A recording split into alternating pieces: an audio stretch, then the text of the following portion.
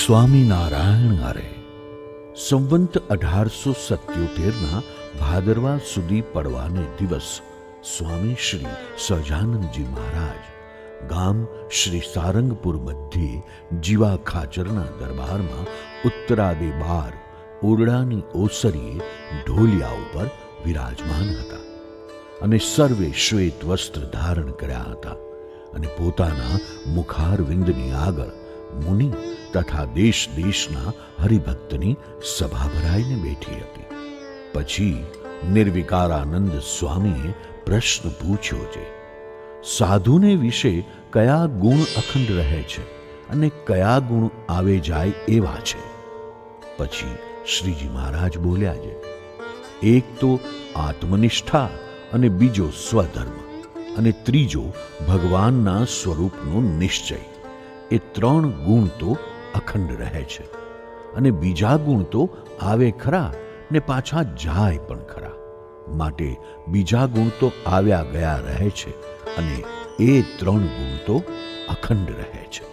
પછી મુક્તાનંદ સ્વામીએ પૂછ્યું છે, દેહની ને આત્માની નોખી વિકતિ સમજાણી હોય તો પણ તે વિકતિને ભૂલીને પાછો દેહાભિમાની કેમ થાય છે? પછી શ્રીજી મહારાજ બોલ્યા છે, દેહ અને આત્માની વિકતિ એકવાર ચોખ્ખી સમજાણી હોય તો પછી પાછી ભૂલાય નહીં. અને એમ માને છે, હું દેહ છું તો પણ દેહ પોતાનું રૂપ મનાય જ નહીં. અને ભગવાનનો નિશ્ચય પણ જો એકવાર દ્રઢ થયો હોય તો પાછો ટાળે તો પણ ટળે નહીં. અને એમ જણાય છે, જે આત્મબુદ્ધિ મટીને દેહ બુદ્ધિ આવી જાય છે એ તો ખોટો ખોટો મનમાં ભ્રમ પડે છે, પણ દેહાભિમાન તો આવતું જ નથી. અને એવો જે પરિપક્વ જ્ઞાની, તેને તો આત્માનું જ અભિમાન દ્રઢ રહે છે ને તે પોતાના આત્માને બ્રહ્મરૂપ માને છે. અને તે બ્રહ્મને વિશે પરબ્રહ્મ જે પુરુષોત્તમ ભગવાન તે અખંડ વિરાજમાન છે અને તે ભગવાનના સ્વરૂપનો નિશ્ચય પણ એને અખંડ ને અખંડ રહે છે. પછી સ્વયં પ્રકાશાનંદ સ્વામીએ પૂછ્યું છે, પોતાના આત્માનો વિચાર કેમ કરવો? પછી શ્રીજી મહારાજ બોલ્યા છે, જ્યારે અંતઃકરણ સામુ દ્રષ્ટા એવો જે જીવાત્મા તે જોઈ રહે ત્યારે બહાર જે સ્થૂલ શરીર અને તે સંબંધી જે વિષય તે સર્વે વિસરી જાય છે. અને અંતઃકરણને દ્રષ્ટા એ બેના વચમાં જે વિચાર ઠરે છે તે વિચારે કરીને મન, બુદ્ધિ, ચિત્ત, અહંકાર એ સર્વેના રૂપને જાણવા. પછી વિચારની દ્રષ્ટિએ એ અંતઃકરણના ઘાટ સામું જોતા જોતા જ્યારે ઘાટ બંધ થઈ જાય ત્યારે ભગવાનની મૂર્તિનું ધ્યાન કરવું. અને જ્યાં સુધી ઘાટ સંકલ્પનું બળ હોય ત્યાં સુધી તો સંકલ્પ સામું જોઈ રહેવું, પણ ધ્યાન ન કરવું. અને જે બહાર સ્થૂલ દેહને વિશે પંચજ્ઞાન ઇન્દ્રિયો છે તે જ્યારે પોતપોતાના વિષય સામા જાય છે ત્યારે વિચારને 2 પ્રકારે કરવો.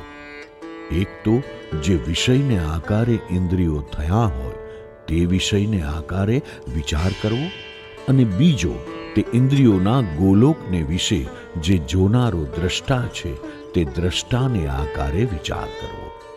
પછી વિષયને આકારે ને દ્રષ્ટાને આકારે એ 2 પ્રકારે જે વિચાર છે તે એક થઈ જાય છે. પછી તે વિષયમાંથી વૃત્તિ અતિશય તૂટી જાય છે. અને એમ વિચાર્યા વિના જો બળાત્કારે કરીને વિષયમાંથી વૃત્તિને તોડે તો તે વૃત્તિને વિષયમાંથી પ્રીતિ મટે નહીં. અને જ્યારે વિચારીને વૃત્તિને પાછી વાળે ત્યારે તે વૃત્તિ પાછી વિષયમાં જોડાય જ નહીં. માટે જ્યાં સુધી ઇન્દ્રિયોની વૃત્તિને વિષય સન્મુખ પ્રીતિ હોય ત્યાં સુધી ભગવાનનું ધ્યાન કરવું નહીં. ને જ્યારે ઇન્દ્રિયોની વૃત્તિ સ્થિર થાય ત્યારે ભગવાનનું ધ્યાન કરવું. અને જ્યારે બાહેર સ્થૂલ દેહમાં દ્રષ્ટા વર્તતો હોય ત્યારે ચોખ્ખો વિભાગ કરી રાખવો છે. જ્યારે સ્થૂલ દેહમાં વર્તવું ત્યારે સૂક્ષ્મ દેહના ઘાટ સામું તો જોવું જ નહીં.